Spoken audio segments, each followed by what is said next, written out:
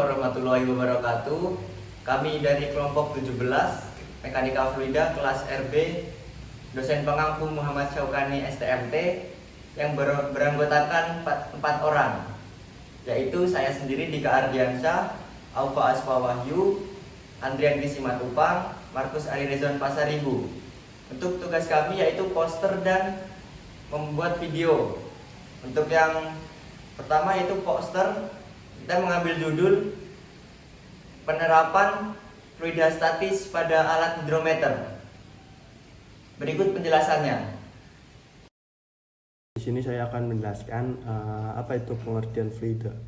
Fluida adalah zat yang dapat mengalir dan dapat berubah bentuk seperti zat cair dan gas. Itu contohnya seperti air, terus pada minyak. Nah, itu ada beberapa macam fluida yang dipelajari pada mekanika fluida 1 dan 2. Yaitu ada fluida statis dan fluida dinamis. Berikut pengertian dari fluida statis. Fluida statis adalah zat fluida yang dalam kondisinya tidak bergerak atau bergerak namun tidak ada perbedaan kecepatan di antara partikelnya. Fluida statis juga disebut dengan hidrostatis. Baik, di sini saya akan menjelaskan tentang pengertian tekanan. Tekanan didefinisikan sebagai gaya yang bekerja pada suatu bidang persatuan luas. Bidang tersebut, bidang atau permukaan yang dikenai gaya disebut bidang tekan, sedangkan gaya yang diberikan pada bidang tersebut disebut gaya tekan. Untuk rumus pengertian tekanan itu adalah P sama dengan F per A dengan keterangan P sama dengan tekanan dan F sama dengan gaya dan A sama dengan luas bidang tekan. Untuk selanjutnya yaitu tekanan hidrostatis. Jadi tekanan hidrostatis adalah suatu benda yang berada di dalam zat cair dan juga mendapatkan tekanan dari zat cair yang berada di atas benda tersebut. Untuk tekanan hidrostatis ini memiliki rumus, yaitu rumusnya PA sama dengan rho GH. Jadi keterangan rumusnya ini PA sama dengan tekanan, satuannya PA. Untuk G yaitu gravitasi, satuannya meter per sekon kuadrat. Untuk H yaitu ketinggian, satuannya meter kubik. Untuk P yaitu massa jenis, satuannya kilogram per meter kubik.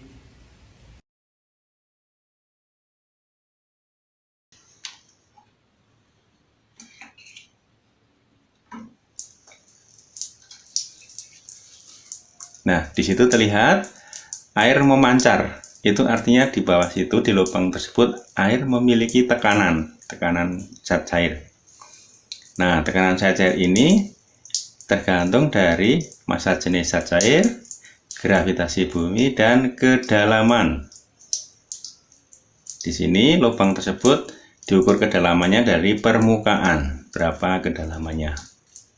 Semakin dalam, tekanan zat cair semakin besar, maka akan kita lihat di situ semakin turun permukaannya nanti tekanannya akan semakin kecil. Nah, kita lihat, kita tunggu sampai habis.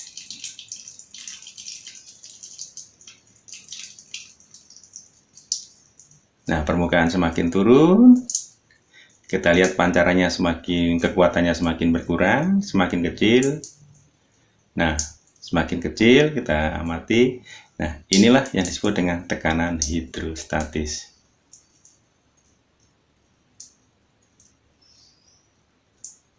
Oke, kita tunggu sampai habis tekanannya. Kita lihat di situ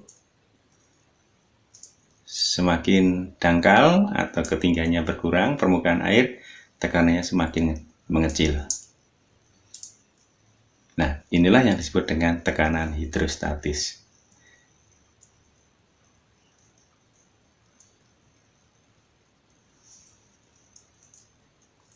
Oke, jelas teman-teman ya. Ini jadi sudah mulai mengecil tekanannya karena tergantung dari kedalaman zat cair itu sendiri. Oke. Nah, teman-teman, sekarang botol ini saya beri lubang, 3 buah lubang dengan ketinggian yang berbeda. Nah, botol ini sudah saya isi penuh air. Nanti kita akan buka ketiga lubang itu dan kita saksikan apa yang terjadi pada tekanan zat cair atau tekanan air di masing-masing lubang tersebut. Mari kita lihat.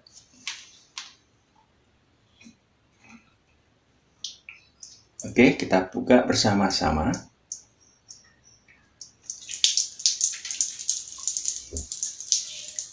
Nah, bisa teman-teman lihat pola alirannya.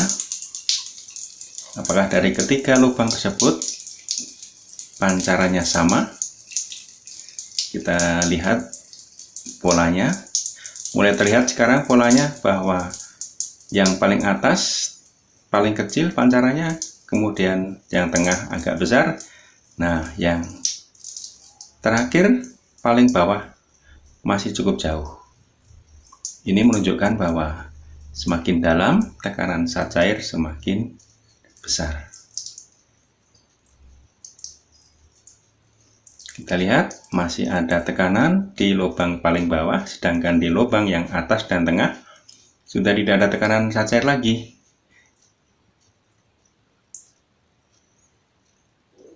Masih ada ketinggian zat cair sehingga memberi tekanan pada lubang tersebut walaupun semakin kecil karena ketinggian atau kedalaman zat cair juga semakin kecil. Nah, mulai kecil sehingga pancarannya tidak kuat, artinya tekanannya sudah mengecil.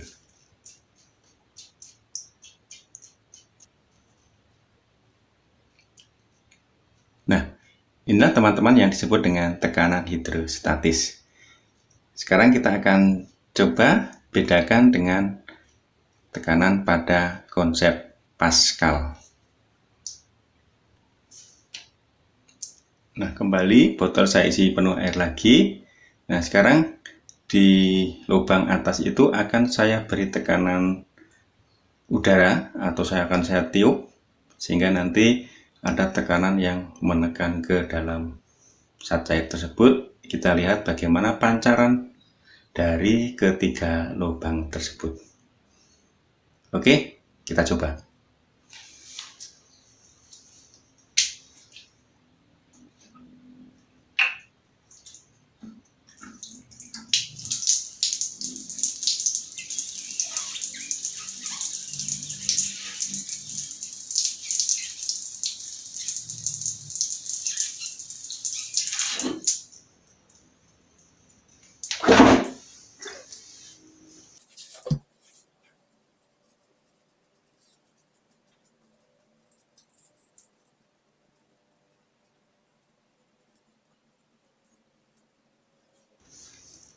Nah, bisa teman-teman lihat bagaimana tadi perbedaan setelah saya beri tekanan pada air di dalam botol tersebut. Bagaimana pancarannya? Nah, itulah konsep dari hukum Pascal, yaitu tekanan yang diberikan pada zat cair dalam ruang tertutup akan diteruskan ke segala arah dan sama besar. Oke, demikian perbedaan tekanan hidrostatis dan tekanan pada hukum Pascal.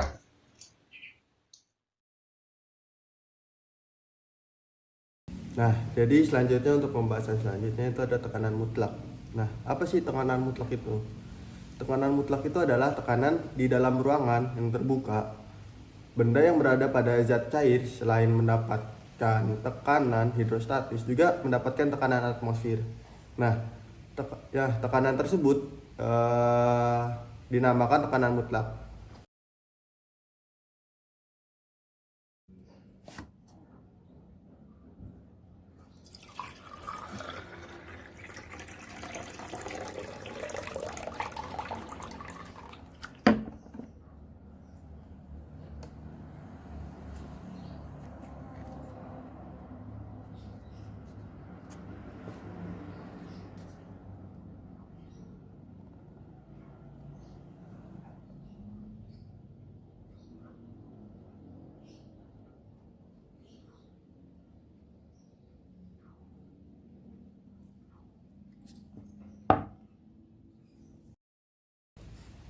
Pada fluidostatis itu diaplikasikan pada alat yang bernama hidrometer. Hidrometer adalah alat yang digunakan untuk mengukur massa jenis atau rapat massa suatu zat cair seperti konsentrasi larutan, kadar alkohol, dan berat jenis suatu bahan. Prinsip kerja hidrometer yaitu menerapkan dengan prinsip keseimbangan gaya gravitasi dengan ke atas yang disebabkan oleh gaya Archimedes. Oleh karena itu, hidrometer merupakan salah satu alat yang memanfaatkan prinsip fluida statis dalam pengukuran massa jenis zat cair. Ya, berikut ini jenis-jenis hidrometer yang dipaparkan di sini. Ada 3 jenis-jenisnya. Yang pertama hidrometer larutan, yang kedua hidrometer alkohol, dan yang ketiga hidrometer berat jenis. Oke.